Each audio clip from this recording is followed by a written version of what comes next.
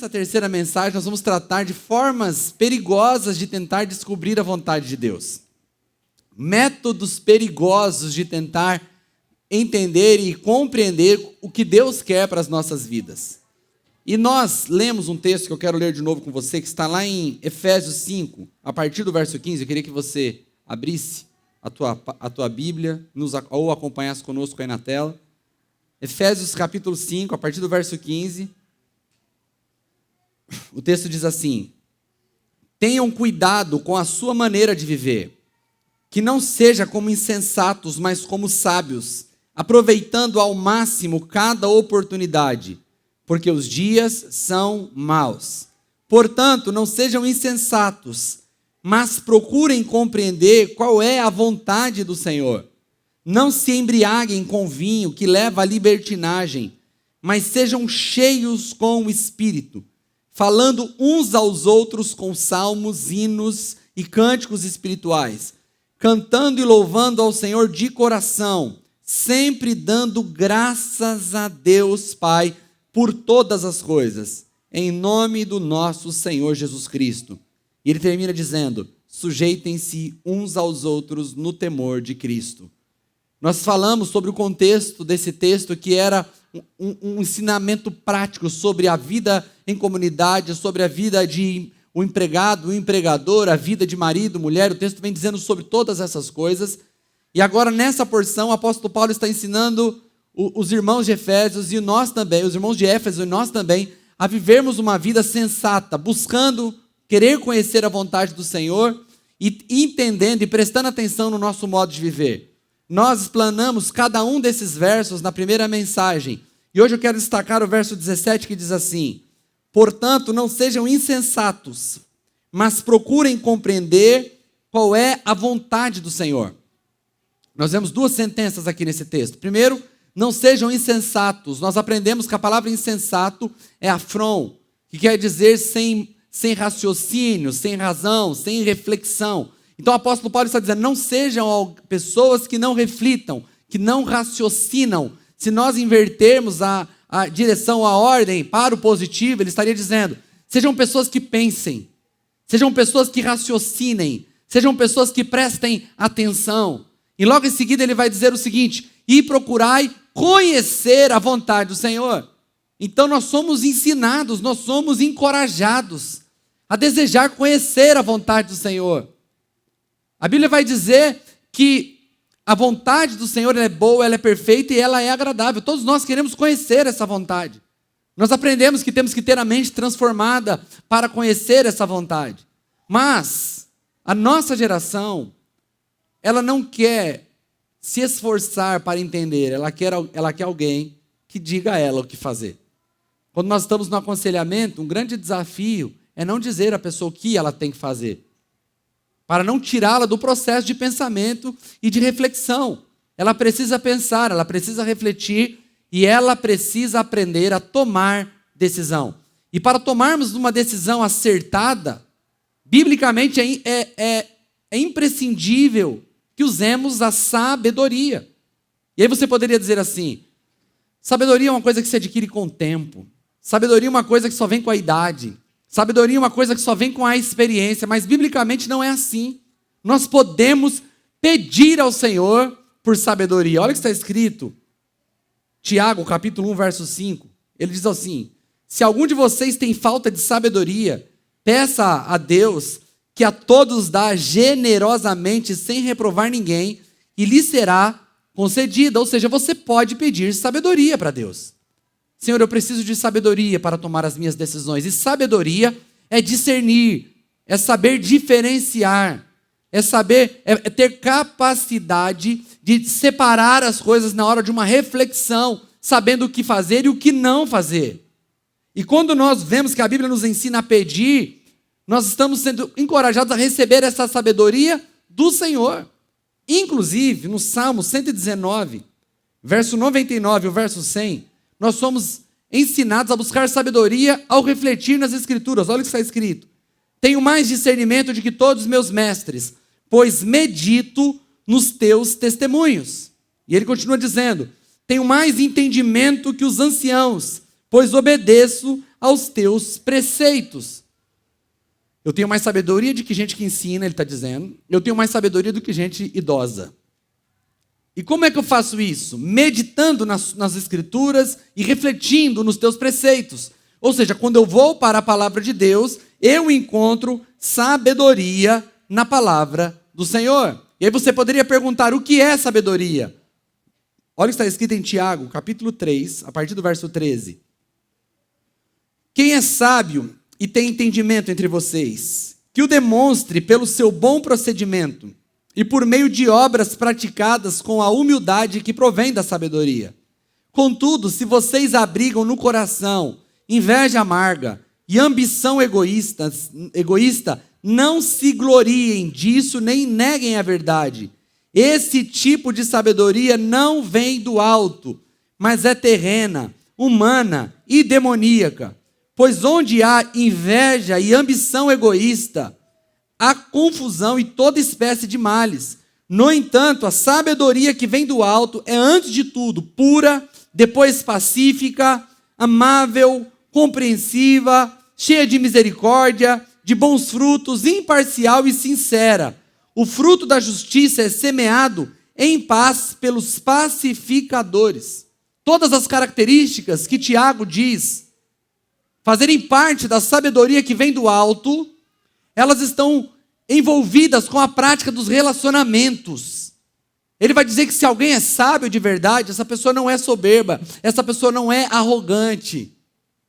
A sabedoria que vem do alto deixa a pessoa humilde. E nós temos falado isso todo o tempo, que a humildade não é você pensar menos a respeito de si, mas você ter condições de, sabendo quem é, servir ao outro como se o outro fosse superior a você de forma hierárquica. É isso que o apóstolo Paulo vai dizer em Filipenses capítulo 2, cada um, ele considere o outro superior a si mesmo. E Tiago está dizendo que a sabedoria que vem do alto, ela facilita os relacionamentos, ela é pacífica, ela é capaz de tornar as pessoas ternas. Mas a sabedoria que vem do alto, ela não é reconhecida somente pela capacidade de se relacionar. Olha o que está escrito em Provérbios 1:7. O temor do Senhor é o princípio do conhecimento, ou da sabedoria. Mas os insensatos desprezam a sabedoria e a instrução. A sabedoria do Senhor também está relacionada com o temor. E temer ao Senhor não é o mesmo. Biblicamente, o conceito é diferente de ter medo de Deus. Eu vou te mostrar isso nas Escrituras. Quando Moisés está diante do Monte Sinai, e Deus começa a manifestar maravilhas, começam a haver trovões, começam a haver relâmpagos, as pessoas temem, começam a ficar com medo de Deus, elas se afastam. Então Moisés diz, não tenham medo. Mas ele continua dizendo, o Senhor está fazendo isso para pôr o temor dele no coração de vocês. Olha que interessante, não tenham medo. O Senhor está fazendo isso para pôr o temor no coração de vocês. Qual a diferença então do medo e do temor dentro do conceito bíblico? É que o medo pressupõe castigo. Nós queremos fugir de Deus quando temos medo dele. E no verdadeiro amor não existe medo, porque o verdadeiro amor lança fora o medo, porque ele não pressupõe castigo. Mas o temor é saber que as palavras do Senhor são verdade. E que o Senhor disse vai acontecer. E o que Ele diz para você não fazer é melhor não fazer. Isso é temer ao Senhor, é considerar reverentemente as suas palavras e a sua verdade. Numa geração que relativiza tudo, temer ao Senhor é imprescindível. Numa geração onde tudo é relativo, não é bem assim, está escrito, mas eu não concordo. Numa geração que quer relativizar, inclusive, a Bíblia, o temor do Senhor é o princípio da sabedoria. A sabedoria também, nós ganhamos em ouvir outras pessoas, inclusive os nossos pais. Olha o que está escrito em Provérbios 1, verso 8 e 9. Ouça, meu filho, a instrução do seu pai, e não abandone o ensino da sua mãe. Eles serão um belo diadema, ou seja, uma bela coroa, sobre a sua cabeça e um colar para adornar o seu pescoço.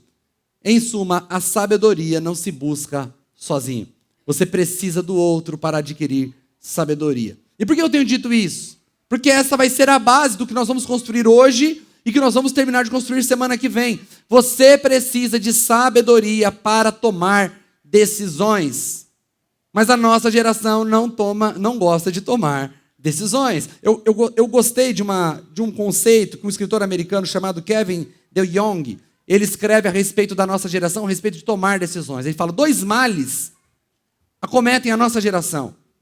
O primeiro mal é que nós temos uma adolescência tardia. O que isso quer dizer? Que no passado, homens e mulheres de 30 anos, normalmente já tinham todas as bases da vida definidas. Com 30 anos, as pessoas já estavam casadas, com filhos, já tinham direcionado suas vidas, já tinham entendido o que elas queriam. Na nossa geração, a fase da mocidade e da adolescência tem retardado um pouco o processo de tomada de decisão. A pessoa entra na faculdade, está tudo certo, ela faz uma especialização, tudo certo. Ela faz uma segunda especialização, tudo certo. Aí ela faz uma terceira especialização, tudo certo. Se não fosse o fato de que isso é uma maneira de protelar a tomada da decisão sobre o que fazer, como decidir. As pessoas estão demorando, namoros têm demorado anos, porque a pessoa se conforta em ficar na casa do seu pai, ou morando ali junto com eles depois dos 30 anos, em namoros que duram muitos anos. E por que esse namoro dura muitos anos? Por conta de dificuldade financeira? Não, porque os nossos antepassados tinham menos do que nós. Isso demora muito tempo por conta da dificuldade de se tomar uma decisão. Medo, insegurança. O que devo fazer? Casar, não casar? Fico solteiro, não fico? Vamos só morar junto, não vamos morar junto? O que nós vamos fazer para não precisar tomar uma decisão que traz o peso de ser definitivo? Um segundo mal que acomete a nossa geração é a multiplicidade de opções. Antigamente uma pessoa nascia com muitas das suas decisões já tomadas. Antes dela nascer já estava tomado. Com que ela vai trabalhar? O trabalho do pai. Vai morar onde? No vilarejo do pai. Vai casar com quem? Com alguma dessas meninas que estão aqui. Algumas delas, inclusive, escolhidas pelos pais. Isso que eu estou falando muitos anos atrás. Então as pessoas nasciam, meio que a maioria de suas decisões mais sérias, já definidas. Ela não precisava gastar tempo tomando algum tipo de decisão. Mas o tempo foi passando, e hoje alguém aqui de Tapetininga pode se casar com alguém da Alemanha. Ela pode conhecer milhares de pessoas na internet, com milhares de possibilidades de emprego, com milhares de possibilidades de profissão. Esse dia nós estávamos vendo uma reportagem, e a repórter estava pesquisando, estava ali fazendo uma reportagem com uma moça, e ela falou assim, provavelmente a profissão que o meu filho vai exercer, essa profissão ainda não existe. Estava assistindo junto com o Davi e com o Antônio. E a repórter, acho que ela deu uma viajada e perguntou assim, mas qual profissão? A mulher olhou para ela e falou assim, ainda não existe. Ou seja, o que o meu filho vai fazer nós ainda nem sabemos, porque nós nem sabemos se existe a profissão ainda que ele vai fazer lá. Então, a multiplicidade de opções faz com que as pessoas tenham dificuldade de tomar decisões. Eu, quando vou comprar sapato, irmão, você tem um povo que faz a gente ficar com dúvida, é o tal do vendedor de sapato. Você chega na loja e fala assim, eu quero esse sapato aqui. Daqui a pouco ele desce que nem um malabarista com 20 caixas de sapato a escada. Aí você fala assim, mas onde ele está indo com aquele monte de caixa de sapato? Daqui a pouco ele sai jogando aquele monte de caixa de sapato, e você pergunta para ele assim, por que você trouxe tudo isso? Não, porque tem uns outros modelos lindos aqui, você vai gostar. Eu sou muito prático, minha esposa sabe que eu sou muito pragmático. Então eu chego e falo assim, não, moça, você não está entendendo, eu quero aquele sapato ali da vitrine. Aí ela fala, não, é que não tem. Eu falei, então estou indo embora. Não, mas tem outras opções. Eu falei, não, mas eu vim por causa daquele mesmo. Mas a multiplicidade de decisões faz com que essa geração não consiga escolher. E o que nós estamos falando aqui é justamente para que você aprenda a tomar decisões numa geração que tem tido medo de tomá-las. Para tomar as decisões você vai precisar de sabedoria. Eu quero falar aqui de algumas formas perigosas, porque com medo de tomar decisão, você pode cair no erro de ser alguém perfeccionista. Dizer assim, não, mas eu não quero falhar. Eu não quero errar. Deixa eu dizer algo para você, não se iluda. Você pode tomar uma ótima decisão e ainda assim dar errado. Você pode se casar com uma mulher de família que tinha todos os requisitos de uma boa mulher e a cabeça dela virar em algum momento da vida. Você pode casar com um homem incrível, que dava todos os sinais de ser um homem maravilhoso. Em algum momento da vida, ele muda. O Senhor Jesus escolheu 12 discípulos, e no meio dele tinha Judas. Judas traiu Jesus.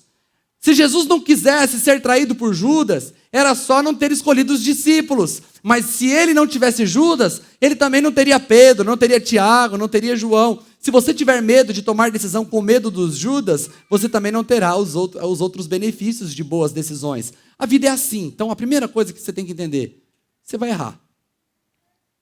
Porque o nosso Deus é perfeito, a vontade dele é perfeita, mas nós somos falhos. E nós não vivemos em um mundo perfeito, nós vivemos em um mundo caído, sob influência do pecado. Então não tenha a ilusão de acertar tudo. Amém? Está claro isso para você? Mas no processo de tomada de decisão existem métodos perigosos. Antes de eu falar sobre eles, eu quero deixar uma coisa clara aqui. Não quer dizer que Deus não possa usar dessas formas para falar com você. Provavelmente, ao falar sobre essas formas perigosas, em algum momento você vai dizer, mas eu já usei e deu certo. Eu não quero dizer que não dá certo. Eu quero dizer para você que Deus é soberano, Ele faz e fala como Ele quiser.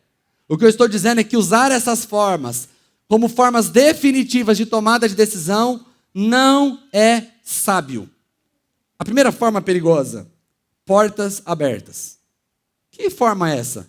É aquela forma assim, ó. Se der certo é que é de Deus, se der errado é que não é. Ó, não deu certo aqui, não era de Deus. Aí sabe o que acontece? Olha que terrível. A pessoa está no emprego, é um mau funcionário. Aí Deus fecha a porta para ela, por quê? Porque ela é... Na verdade, Deus nem precisou fechar a porta foi fechada por incompetência ou por má produtividade. Sabe o que esse crente sai falando? Se Deus fechou a porta, é que Ele tem outra porta melhor para mim. Só que quando ele atribui a Deus a fechada da porta e não ao erro dele, não resta espaço de crescimento e maturidade. Porque foi Deus quem fechou. E a lógica é mais ou menos assim. Se Deus fecha uma porta, é que Ele vai abrir 7. Irmão, se essa matemática funcionasse com todas as portas que estão fechadas, era só você pedir para Deus fechar uma porta, porque logo depois abririam mais 7. Aumentaria a probabilidade de dar certo. Só que por não usarmos a sabedoria no processo, quando algo dá errado, nós atribuímos isso à providência divina, nós não buscamos refletir sobre aquela porta que se fechou. Jonas foi enviado por Deus a Nínive. Em desobediência, ele desce a Jope. E em Jope, ele pega um barco para Tarsis. Agora preste atenção, imagina Jonas dizendo, se Deus quiser mesmo que eu vá para Nínive, não vai ter um barco lá em Jope, me esperando. Não vai ter. Aí o barco está lá. Está lá o barco. Destino Tarsis. Se eu chegar lá no barco e tiver ainda bilhete para mim entrar, é que Deus quer que eu vá para Tarsis. Aí ele compra o bilhete. Se for de Deus, eu vou ter uma cabine no porão. Tinha. Se for de Deus, eu vou sentir tranquilidade. Sentiu, porque ele estava dormindo lá embaixo. De repente vem uma grande tempestade. Você fala, não, viu, pastor, acabou não dando certo. Isso foi a consequência do ato errado. Deus já tinha revelado a sua vontade. Mas as coisas foram dando certo no caminho. Em compensação, Paulo foi para Jerusalém, foi preso, açoitado, e Deus queria que ele estivesse lá. Isso mostra que nem tudo que dá certo é de Deus e nem tudo que dá errado não é. Às vezes algo vai dar errado, justamente para desenvolver em nós perseverança. Numa geração que quer tudo fácil, quando tudo dá errado, falar que não é de Deus é fácil. Tentei uma vez, prestei vestibular, não deu nota suficiente. É que Deus não queria. Irmão, estuda mais e tenta de novo. Entende? Mas não, é porque a pessoa que constrói a mentalidade dela nesse tipo de formato de entender a vontade de Deus, ela está sempre sendo enviado para o caminho mais fácil. E ela nunca se desenvolve. E ela nunca usa sabedoria no processo de discernimento. Porque quando usamos sabedoria, A nossa pergunta não vai ser se portas abertas representam a vontade de Deus e portas fechadas não. A pergunta será, por que essa porta se fechou? E por que essa porta se abriu? É verdade que estamos orando, estamos clamando ao Senhor por uma porta que se abre e ela abre, e nós estamos analisando todos os processos, nós aprendemos, Paulo diz isso aos Efésios, temos que estar conectados com o Senhor para não perdermos as oportunidades. O Senhor abre porta, Ele continua abrindo portas, Ele continua fechando portas. O que nós não podemos é usar esse método como método definitivo de conhecer a vontade de Deus. Porque podemos estar deixando de lado, no processo de escolha, a sabedoria. E é por isso que nós vemos tantas pessoas frustradas com Deus. Porque elas foram dizendo, mas estava dando tudo tão certo. As coisas estavam caminhando. E de repente tudo parou de dar certo. E ela perde a conexão com o entendimento do que é de Deus e não, porque ela construiu uma mentalidade equivocada sobre como conhecer a vontade do Senhor. Então, primeira forma perigosa, não use portas abertas e fechadas para definir o que é e o que não é de Deus. Use a sabedoria quando portas se abrirem e use a sabedoria quando portas se fecharem. Amém, queridos? Segunda forma perigosa de querer conhecer a vontade do Senhor. Testes. A lógica é igualzinha do outro. Mas como que é essa daqui? Se for de Deus vai acontecer isso, isso, isso. Hoje de manhã, eu pedi a permissão para o irmão aqui da nossa igreja para contar uma história que aconteceu com ele. Foi a forma que ele veio para a nossa igreja. Ele falou assim que ele e a esposa estavam passando por algumas dificuldades. Estavam procurando uma igreja para congregar. E aí ele falou assim, se hoje eu for naquela igreja e o pastor falar sobre o Salmo 23, eu fico. Irmão, não acredita que ele foi, eu preguei sobre o Salmo 23? Ele terminou o culto quase falando assim, onde que eu assino aí para ser membro? Legal, ficou, deu certo. Mas eu falei para ele, e se essa igreja fosse uma igreja que prega um evangelho falso? E se eu fosse um pastor que não sou fiel à minha esposa? E se essa igreja pregasse uma teologia deturpada? Você ficaria só porque eu falei do Salmo 23 no culto? Nós não podemos usar esse método para tomar decisões. Pode até me ajudar no processo, mas não método definitivo.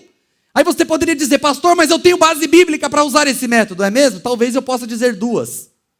A primeira base que as pessoas vão usar era Gideão. A Bíblia diz que Gideão estava malhando trigo no lagar. Lagar é lugar de pisar uvas. Então Gideão estava trabalhando e o anjo do Senhor apareceu. E quando a Bíblia diz que o anjo do Senhor apareceu, com maiúsculo, normalmente ela está se referindo ao próprio Cristo manifesto no Antigo Testamento. Por quê? Porque ele aceitava adoração e aceitava oferta. E então Gideão diz assim, fica ali espantado com a aparição do anjo, ele diz, varão valoroso, o Senhor é contigo. E diz, Deus, o Senhor vai te usar para libertar o seu povo da mão dos midianitas. Ele vai e apresenta escusas, dizendo, não, como pode? Eu sou o menor da minha família é menor do meu clã, a minha tribo é a menor. Então o Senhor diz, vai nessa força. E aí ele fala, se és tu que está me dizendo, permita-me que eu vá e prepare uma oferta. Até aí está tudo bem. A família de Sansão tinha feito a mesma coisa. Então ele prepara uma oferta, traz até o anjo do Senhor. O anjo do Senhor manda colocar a oferta sobre uma pedra. E ele pega um cajado, toca na oferta e um fogo sai da pedra e consome completamente aquela oferta. Então Gideão sabe que quem estava falando com ele era o Senhor. Tudo bem, até aí está tudo bem. Aí Gideão fala, se é verdade que o Senhor vai me usar para libertar o povo, que amanhã, quando eu estou encurtando a história, quando eu acordar, vai estar tudo seco em volta à terra, e eu vou deixar um novelo de lã aqui, e quando eu acordar, esse novelo vai estar encharcado. Aí ele acorda de manhã, pega um copo, pega o novelo, aperta e enche todo aquele vaso de água. Não satisfeito, ele diz no outro dia, ah, Senhor, não se ire contra mim, mas ó, se é o Senhor mesmo, amanhã vamos fazer o inverso. Vai estar tudo seco, vai estar tudo molhado e só o novelo vai estar seco. Aí ele vai lá no outro dia, está tudo molhado, mas o novelo está sequinho. Aí fala, ah, Senhor, agora eu sei. Mas se você ver a história de Gideão, ele vai ficar fazendo o teste até o final. No final, prestes a vencer a batalha, ele ainda desce lá no arraial e Deus mostra para ele que os inimigos estavam morrendo de medo. Aí você fala, tá aí, ó, deu certo. Ele ficou perguntando, fazendo sinais. Deus já tinha dito na primeira conversa para Gideão qual era a vontade dele. Gideão não fez testes para saber a vontade de Deus. Os testes de Gideão demonstram a insegurança de Gideão. A Bíblia não esconde os defeitos de seus personagens. Todos aqueles que passaram pelas Escrituras, a Bíblia não escondeu as falhas deles. Os testes de Gideão não são prescritivos para nós. Os testes de Gideão mostram que ele era um homem inseguro. E nós não podemos tomar isso como base e dizer, não, esse vai ser o meu método agora. Vou pedir teste para tudo para mim tomar decisão. Mas não tem só ele, tem Eliezer também. Eliezer, servo de Abraão, recebe uma ordem de Abraão. Abraão diz, vai até a terra dos meus parentes e busque para o meu filho uma esposa, parente nossa. Tinha que ser parente dele, ou parente de Sara. Eliezer sai, sob pena de maneira nenhuma, levar o filho dele de volta para Canaã e não deixar que o filho dele se casasse com uma mulher de Canaã. Então, Eliezer chega na beira de um poço e ali tem mulheres trazendo água, dando água umas para as outras, tirando água do poço. E então Eliezer diz, a mulher que o Senhor tiver separado para o meu Senhor, se eu pedir água para ela, ela vai dar água para mim e vai dar água também para os camelos. Eram 9 camelos, muita água, o camelo bebe muita água. Então Eliezer chega e fala para uma moça, você poderia me dar água? E ela diz, sim, eu posso dar água para você e para os camelos. Muitos de nós já estariam dizendo assim, pronto, encontrei. Yes, achei a mulher do meu Senhor. Porque ele fez um teste. Eu vou pedir água. Se a mulher oferecer água para mim e para os meus camelos, é a mulher que o Senhor separou para o meu Senhor. E ela fez exatamente. Você poderia dizer, pastor, está aí. Eliezer usou o método do teste. Mas deixa eu ler para você Gênesis 24, 21. Enquanto essa mulher estava dando água para os camelos, olha o que o texto diz. Sem dizer nada, o homem a observava atentamente para discernir se o Senhor tinha ou não feito a sua missão bem sucedida. Sabe por quê? Porque ele fez um teste, e o teste é subjetivo. Eliezer tinha 2 parâmetros objetivos. Quais eram os parâmetros objetivos? Tem que ser parente do meu Senhor e tem que querer ir. E quando ele chega para ela e pergunta, quem é a sua família? Ela fala, eu sou filha de Naor. Naor era irmão de Sara. Opa, parâmetro objetivo. Tinha que ser parente, ela é parente. Chegaram até a casa dela, começaram a conversar, todos se alegraram. Na hora de ir embora, Eliezer fala, deixe ela ir comigo. Labão, o irmão dela, diz, não deixe ela ficar. Então eles definem, ela tem que decidir se ela quer ir ou se ela quer ficar. E ela diz, eu quero ir. Ela apresenta duas respostas positivas a parâmetros objetivos. Então, ele leva a Rebeca para se casar com Isaac. Deixa eu dizer, você pode até fazer testes, você pode até usar desses formatos em processos preliminares de tomada de decisão, mas jamais abandone a sabedoria na tomada de decisão. Imagina um casamento dar certo, porque o homem diz assim, se eu for para a igreja hoje e a mulher estiver vestida de tal roupa, é que ela é para casar comigo. Meu pai contava que um homem foi para a igreja um dia, ele sentou no meio da plateia e disse assim, Senhor, eu vou ficar de olho fechado hoje. E quando eu abrir o olho, a mulher que estiver do meu lado vai ser a mulher que eu vou casar. E ele chegou, sentou, e a igreja estava vazia. Quando ele sentou, ele sentiu com o movimento, ele ficou com medo de abrir o olho, irmão. E quando ele abre o olho, que ele olha para o lado assim, ele não gostou da menina. Ele falou assim, pastor, Senhor, eu vou dar mais uma chance para você.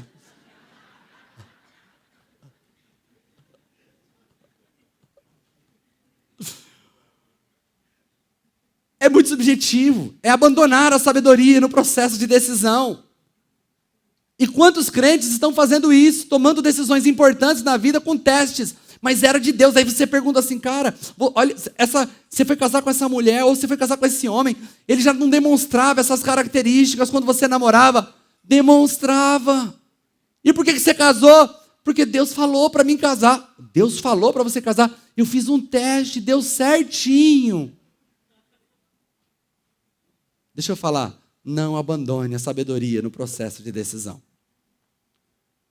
Não utilize esse formato, ele é perigoso para definir qual decisão você deve tomar. Terceiro, método perigoso para se tomar decisões. Nós já falamos aqui nas outras mensagens, versículos aleatórios. Eu até peguei o nome que um pastor falou bibliomancia, a prática de usar a Bíblia como ferramenta de adivinhação. Quer dizer que Deus não pode usar a Bíblia dessa forma, usando versículos aleatórios? Ele pode usar, irmãos. Nós falamos aqui que até relógio quebrado a certa hora, 2 vezes ao dia. Eu vi uma história, vejo um pastor que estava corrigindo a igreja a respeito disso, mas ele disse, irmão, tem coisas que acontecem, a gente não tem explicação.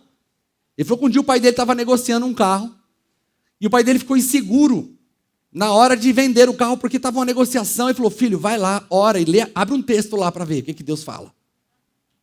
Aí ele voltou lá dentro de casa, irmãos, ele abriu em Provérbios no texto que Salomão está ensinando sobre negociação. E aí Salomão fala assim, o comprador quando vem diz, nada vale, nada vale. Mas depois ele vai embora se gabando de ter feito um bom negócio.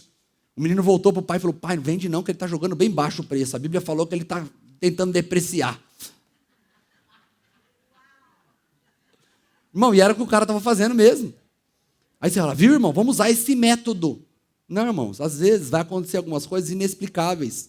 Mas você tem que se comprometer com processos sábios, não com coisas que podem dar certo ou podem dar errado. Você não pode construir sua vida em cima disso.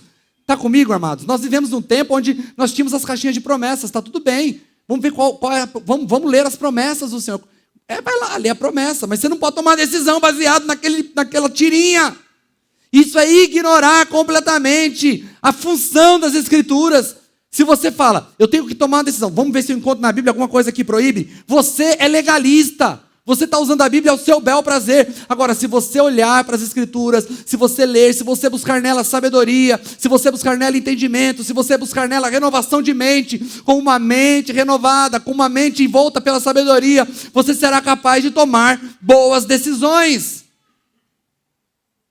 Não é usando a Bíblia como sendo um manual de carro, que você vai lá no ponto, entendi, aqui é para a direita e para a esquerda, beleza, é só tirar aí. Não. É para adquirir sabedoria para tomar as decisões. Quarto método e último dessa noite, que é perigoso, impressões. E aqui eu estou falando com o nosso povo, porque nós somos uma igreja carismática, nós cremos nos dons do Espírito. Nós cremos que eles são contemporâneos, nós cremos que eles acontecem ainda hoje. Aí você poderia dizer, pastor, então quer dizer que eu não posso tomar decisão se alguém profetizar na minha vida? Deixa eu dizer algo para você, há uma grande diferença da profecia do Antigo Testamento e a profecia no Novo Testamento. A profecia do Novo Testamento, do Antigo Testamento, ela era diretiva, porque as pessoas não tinham o Espírito Santo. Então um profeta chegava e dizia, assim diz o Senhor, vá para tal lugar, faça tal coisa, resolva tal coisa, não vá, fique aqui. Mas no Novo Testamento, todos nós temos o Espírito Santo. E a profecia não é um ato diretivo, mas ele tem outra função na vida dos que creem. Eu quero ler para você. Romanos capítulo 14, verso 3. Romanos 14, 3 diz assim, mas quem profetiza o faz para edificação, encorajamento e consolação dos homens. Vamos entender isso. Para que serve a profecia? Repita comigo, edificação, encorajamento e consolação. Você leu aqui direção? Leu direção? Não. Porque a profecia no Novo Testamento não é para te dar direção. A direção vem de um coração transformado, que tem capacidade de usar sabedoria. Então qualquer impressão que vier no teu coração, ela pode dar o start num processo de decisão, mas ela não é definitiva, porque ela precisa passar pelo escrutínio do julgamento. Olha o que está escrito em 1 Coríntios capítulo 14, verso 29. Quanto aos profetas, que falem 2 ou 3, e o que os outros fazem enquanto tem alguém profetizando?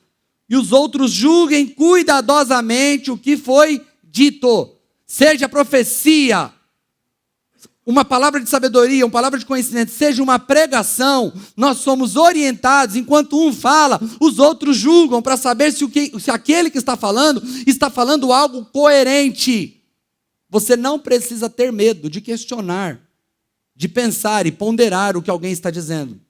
Eu ou qualquer outro, porque você é ensinado pelas Escrituras a fazer isso, a verificar se aquilo que está sendo dito tem coerência. Porque se não tiver coerência, você descarta o que está sendo falado. Então nós não podemos dar vazão a qualquer impressão do nosso coração. E nós vemos pessoas que parecem que estão sendo feitas de bobas pelo Senhor. Não é o Senhor que está fazendo você de bobo. É você que está dando vazão a todas as impressões do seu coração. É que Deus está me mandando fazer tal coisa. Daqui a pouco a pessoa chega e fala, não, é que Deus me mandou agora fazer tal coisa. Não, eu sinto que Deus está me mandando fazer tal coisa. Não estou dizendo que não possa ser Deus. Mas independente a origem, todo sentimento, toda impressão precisa ser colocado na mesa para passar pelo julgamento da razão e da sabedoria. Está entendendo isso? Eu conversando uma vez com um homem, e ele falou, tempos atrás Deus me pediu para deixar tudo e me dedicar somente a tirar um tempo sabático para conseguir entender algumas coisas na vida. Eu falei, uau, todos nós queremos isso, né? Em uma época da nossa vida, poder parar um ano de trabalhar para poder pensar na vida.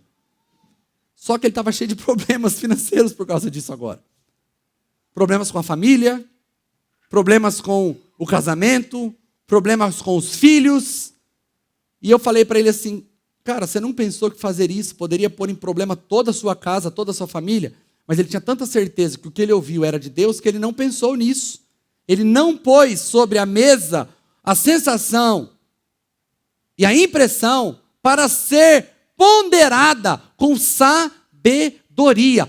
Paulo vai dizer aos Romanos, no capítulo 8, verso 14, que todos que são conduzidos pelo Espírito Santo de Deus são filhos de Deus. Todos nós somos conduzidos pelo Espírito Santo de Deus. Nós somos guiados pelo Senhor. Mas isso não isenta o nosso processo de decisão. Agora, para onde o Espírito Santo vai nos levar? Olha o que está escrito em João 14, verso 25 e 26. Tudo isso tenho dito enquanto ainda estou com vocês. Jesus falando. Contudo, o conselheiro, o Espírito Santo, que o Pai enviará em meu nome, ensinará a vocês todas as coisas e fará que se lembrem de tudo que eu disse. Então, o Espírito Santo, ele não te conduz aleatoriamente. Ele te conduz a conhecer e te conduz às palavras de Cristo. E quando você é conduzido às palavras de Cristo e à sabedoria, você se torna alguém capaz de tomar decisões. Você vai errar? Vai. Você vai falhar? Vai. Mas o Senhor estará com você para te reconduzir, porque quando você erra sabendo que a responsabilidade da decisão foi tua, existe espaço para crescimento e maturidade. Quando você erra colocando isso na conta de Deus, não tem o que ser feito. A pessoa chega e fala, não, Deus está me mandando embora. Você vai falar o que para uma pessoa dessa? Quando Deus está falando, todo o conselho se cala, concorda comigo? Agora, se a pessoa está dizendo assim, eu quero ponderar a respeito de tal coisa, ela começa a buscar sabedoria no conselho. Pastor, mas eu estou sentindo paz. Às vezes, irmãos, a paz não é fruto da revelação da vontade de Deus, é fruto só da nossa ignorância. Alguém que está sendo traído está em paz até descobrir que está sendo traído. Ou seja, a paz nem sempre é fruto de conhecimento, a paz é fruto às vezes da ignorância. E nós vamos nos conduzindo de maneira tão complexa que ficamos assim tão soltos. E Deus não quer que a gente, não quer que vivamos assim. Ele quer nos conduzir para o caminho de sabedoria, para que possamos ser capazes de tomar as nossas decisões. Eu fui criado em um ambiente pentecostal. Irmãos, eu vi coisas maravilhosas. Eu vi Deus falar coisas incríveis. Coisas que eu estou vivendo hoje, aqui com vocês. Deus já tinha falado comigo quando eu tinha 17 anos em um culto. Mas esses não foram parâmetros para tomar as minhas decisões. Sabe por quê? Porque eu tenho 36 anos, sou pastor há quase 14 anos. Essas coisas aconteceram comigo, direções claras, dizendo, faz isso, faz aquilo. Quatro vezes na minha vida. Sabe quantas decisões eu já tomei de lá para cá? Mais de 1000 decisões. Se eu dependesse desse processo para tomar decisões, eu não teria tomado. Eu não teria me desenvolvido em maturidade e em sabedoria.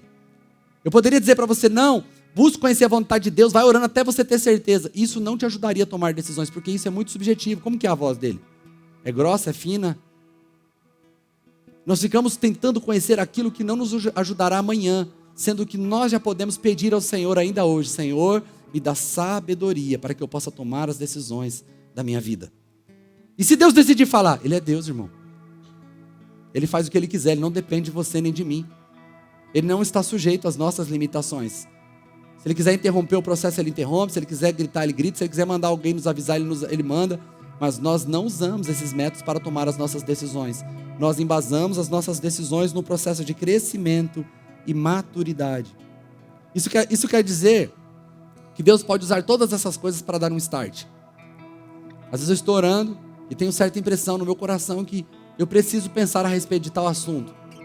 Então eu começo a pensar sobre aquele assunto, vou estudar sobre aquele assunto e algo se descortina diante de mim. Então eu não sou nada contra você ter impressões do Espírito Santo no teu coração. Eu não tenho nada contra você fazer testes de fé. Sei lá o que você aprendeu. O que eu estou dizendo é que você tem que abandonar esses métodos como método definitivo de tomada de decisão e aprender a se responsabilizar por suas decisões. Não tendo medo de tomá-las. Nós já começamos a mensagem dizendo que nós estamos numa geração que não tem coragem de tomar decisão. Você tem que ter coragem de tomar decisões. Você vai ter que dar resposta, você vai ter que fazer. O que você precisa é de sabedoria para dirimir os problemas. Para tentar diminuir a possibilidade de erros, mas ainda assim você errará. O salmista, no Salmo 37, no verso 23, ele vai dizer assim, que Deus firma os passos de um homem quando esse lhe agrada. Eu sempre dizia, Senhor, eu nunca tive medo de tomar decisões. Eu sempre orava, Senhor, firma os meus passos, para que nas decisões que eu tomar, eu continue com os pés firmes. Mas ele continua dizendo, e ainda que tropece, não ficará prostrado, pois o Senhor o levantará. Você vai caminhando com fé, ponderando, em sabedoria, dizendo, Senhor, eu não vou ter medo de tomar as decisões necessárias. E eu vou ponderar e vou pedir que o Senhor me dê sabedoria. E quando der errado, eu sei que o Senhor estará comigo para me levantar, me arrepender, corrigir a rota e tentar outra vez. Porque a vida é feita de tomadas de decisão. Amém? Quero te convidar a ficar em pé. Eu quero te encorajar a fazer uma oração nesse momento. Talvez você tenha falado coisas que você nunca deveria ter falado, ou pensado, ou tomado decisões que não deveria ter tomado. Ou deixado de tomar decisões em tempos onde as oportunidades passaram. Porque você é inseguro, foi ensinado dentro da tua casa a não tomar decisões precipitadas, mas exageraram nessa não tomar decisões precipitadas, e você simplesmente não tomou as decisões necessárias. Errar não é só tomar a decisão. Quando você não toma uma decisão que você precisava tomar, você tomou uma decisão também. Não tomar uma decisão é também decidir. Então você não tem jeito, você vai ter que decidir. Ou você vai decidir fazer ou não fazer. Ou você vai decidir ir ou vai decidir ficar parado. Mas você sempre será exposto a uma tomada de decisão. Por isso você precisa nessa noite dizer, Senhor, eu não vou ter medo da vida, vou tomar as decisões necessárias. Mas tomarei as decisões baseado em sabedoria que vem do alto. Não é a sabedoria que se adquire com o tempo, não é a sabedoria que se adquire nas escolas, é a sabedoria que vem de Deus, que faz com que você, assim como Salomão, tenha capacidade de discernir entre ir ou ficar, parar ou continuar, tomar decisão ou não tomar, todas elas sendo guiadas pela sabedoria de Deus que hoje está disponível para você. Você poderia fazer uma oração agora clamando ao Senhor que Ele te dê sabedoria? Peça ao Senhor, fala, Senhor, enquanto os irmãos cantam, talvez você precise ponderar sobre alguma decisão que você tomou. E se arrepender e dizer, Senhor, eu me arrependo de ter tomado essa decisão.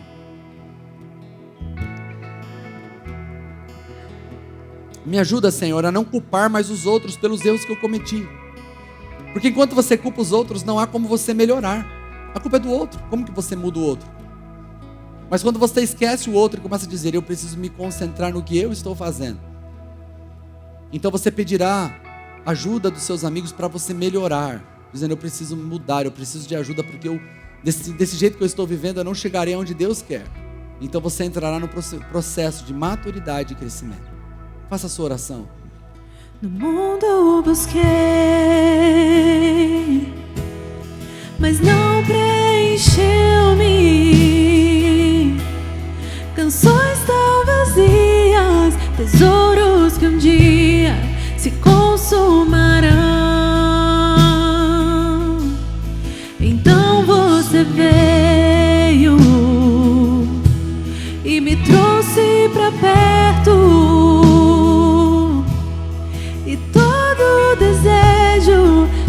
Satisfeito em seu amor.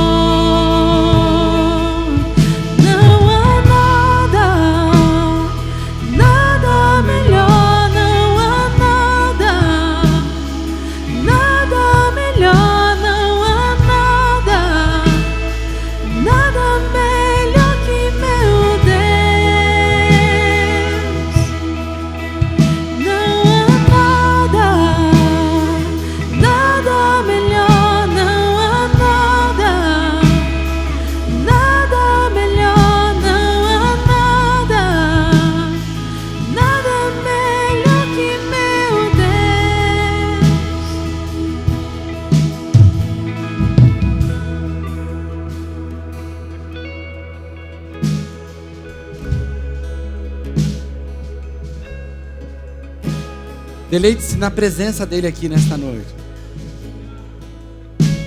O Senhor quer te conduzir vitoriosamente. Talvez você está na situação que você está porque você andou sem sabedoria. Mas você pode hoje ver a sua vida ser transformada por um processo de mudança de mente. Decisões tão sérias sendo tomadas por motivos tão banais. Isso não é sabedoria. Quantos projetos abortados por problemas tão pequenos. Deus tinha algo para você, mas você abortou porque você sentiu uma sensação e você precipitadamente decidiu. O Senhor quer mudar a tua mentalidade para que você cresça, para que você possa testemunhar que Deus te levou a um outro nível de vida. Casamentos acabando por falta de sabedoria, carreiras sendo interrompidas por falta de sabedoria, relacionamentos com filhos sendo abortados por conta de sabedoria, vida com Deus e ministérios sendo abortados por conta de falta de sabedoria. Mas aquele que dá sabedoria e não lança em rosto, Ele está aqui nesta noite para te dar sabedoria, para que você possa sair daqui dizendo: a minha vida não será a mesma. Eu vou gerir a minha vida com sabedoria, não a sabedoria que eu adquiri porque eu sou bom, mas a sabedoria que vem do alto, a sabedoria que vem do Senhor, a sabedoria que me torna capaz de se relacionar, a sabedoria que me faz ser pacífico, a sabedoria que tira de mim toda arrogância, toda soberba. Senhor, eu quero orar com os meus irmãos. Senhor, nos dê sabedoria. São tantos desafios que a vida em comunidade apresenta. São tantos os desafios que a vida em família nos apresenta. Pai, quantos desafios que eu tenho ao criar os meus filhos, Senhor. Pai, eu preciso de sabedoria. Nós precisamos de sabedoria, Senhor. Eu sei que isso te agrada, porque Salomão, ao invés de pedir riquezas, morte dos seus inimigos, ele pede sabedoria e o Senhor o dá. A tua palavra diz que o Senhor, o menor no reino dos céus, é maior que o João Batista. E João Batista é o maior nascido de mulheres até ele, Senhor. Isso quer dizer que nem Salomão, nenhum outro homem antes de João Batista foi maior que ele. Porque nós do reino somos cheios do Espírito Santo. Essa é a nossa diferença de todos esses homens. Eles viveram coisas extraordinárias, tendo manifestações esporádicas do teu Espírito. Nós, pelo contrário, Senhor, reconhecemos que o teu Espírito habita em nós, que somos teus filhos. Que essa vantagem que temos sobre os homens do passado se manifeste nos dando condições de viver em sabedoria. Senhor, hoje nós falamos tanto essa palavra, para que nós saiamos daqui entendendo que a nossa vida vai ser transformada, porque o Senhor mudou a nossa forma de pensar, o Senhor mudou a nossa forma de agir. Eu sei que nós temos mais, eu sei que o Senhor tem mais para nós ainda nessa série, mas até aqui, Senhor, nos ajude a nos livrar do engano de andarmos como folhas ao vento. Que os nossos caminhos, nossos passos sejam passos acertados, que nós possamos ser conduzidos por um caminho justo, um caminho sólido, e que nós possamos testemunhar do progresso que estamos vivendo, porque estamos andando sob a tua voz, a voz do Senhor que nos dá entendimento. Eu já te agradeço, Senhor, porque nós teremos testemunhos para serem contados de pessoas que deixaram de tomar decisões por causa da sabedoria, tomaram decisões por conta da sabedoria, e eles vão glorificar o teu nome, exaltar o teu nome, que mudou a forma deles de pensar, em o nome de Jesus, amém e amém. Se você recebe essa palavra, dê uma forte salva de palmas ao Senhor. Aleluia, glória a Deus. Queria convidar os líderes a vir aqui à frente. Nós vamos terminar essa reunião orando, e você que está aqui nesta noite, que precisa de oração, precisa de ajuda, talvez você esteja passando por dificuldades e você precisa de entendimento, você precisa ouvir do Senhor, e você talvez precisa ser inclusive confrontado, mas você não sabe nem por onde começar. Talvez você precise tomar uma decisão de entregar a sua vida ao Senhor Jesus. Essa é a decisão mais importante. Ou talvez de se reconciliar com Ele. Talvez você precise voltar para os caminhos do Senhor agora, nesta noite, e você ainda nunca tomou essa decisão. Esses irmãos estarão aqui na frente para te ajudar no processo. Você só não pode ir embora daqui sem buscar ajuda caso você precise. porque hoje é um dia de oportunidade de Deus para a sua vida. Amém?